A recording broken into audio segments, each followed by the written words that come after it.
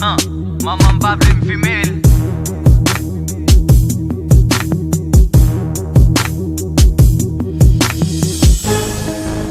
Maman pale pou pa fumer marijuana.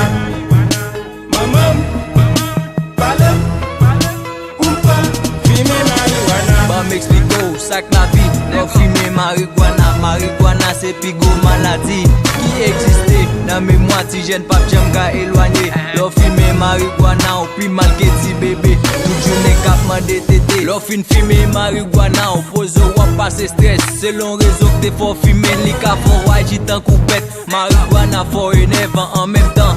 Li son piki calmant, maman bagay sa gon denye frappe. Se denye kou ki toujou bigou. Se lèl pral finil gen feeling. Lò fume marijuana ou vin docile. Si mwelo wap vin rapide.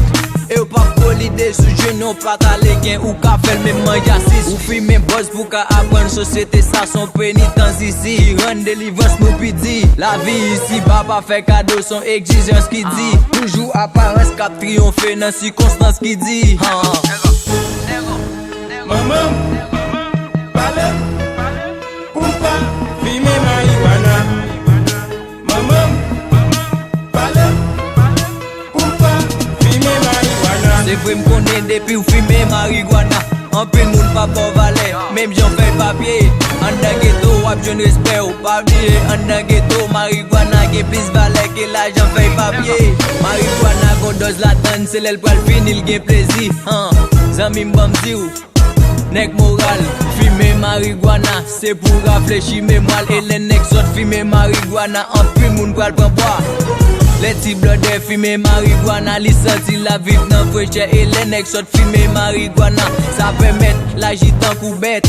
Nek kap fumer marijuana, pa jam ret song. De pou wap fumer marijuana, yo tou pral nan mission. C'est ça que fait leur fumer marijuana. Yo bon mauvais nom, parce que toi petit jeune qui fuck top mal. Fait maman capable lo high, c'est ça que fait l'état kounya pas construit l'école, c'est plus commissariat.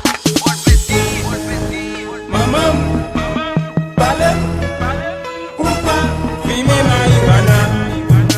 Maman pale pou pa fumer marijuana. C'est nan ghetto pour un côté sang boulé. Et côté la fumée montée. Et l'elle pral fini pour un côté négafé. L'on fin fumer marijuana, même que la pluie va tomber. Pour sortir, marel wap jouer. C'est nan fumer marijuana, pour tendre avec à parler. Depuis la fumée fin sorti, c'est coute la guette, maman tende. Marijuana son bagay simple, c'est moun la donne qui compliqué. Parce que les au fin fumer, même entré au pété gourmet. C'est ça que fait, les chevaux longés. Et pour fumer marijuana, yo douze, sont hors de la société. Si maman dit pas fumer, m'pas pas menti. Depuis le power boule la Boris, pour nan kay la et sous ta dit li positif. Ou mettre en soul pour le passer rail. Parce qu'elle connaît li négatif. Et c'est sous dol, tout critique pour le flâner. Et tout ça pas fumer marijuana, non pas jam ka mener. C'est Annick de maman, li pour puis la bêtise. Maman pale pou pa fumer marijuana. Maman pale pou pa fumer marijuana. Le wap fumer marijuana, c'est là pour faire. Tout slogan prend naissance et la boute à l'on prend vent. Ou ka plus fort passer de l'école dans suite ça. C'est nous qui connaissance. Nous ka pas gon good, aïe nous rive jusqu'au bout.